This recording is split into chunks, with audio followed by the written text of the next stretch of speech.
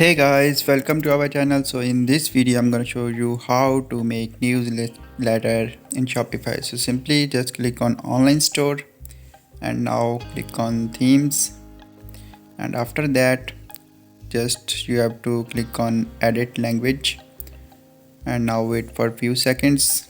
Our page is being uploaded. So now here you can see newsletters available. So here you can label it, and you can also customize it according to your choice. So like I am typing the email here, and also you can edit these sections if you want. So this is very easy step. Just after that click on the save button, and now wait for a few seconds. So finally here you can see our newsletter is created.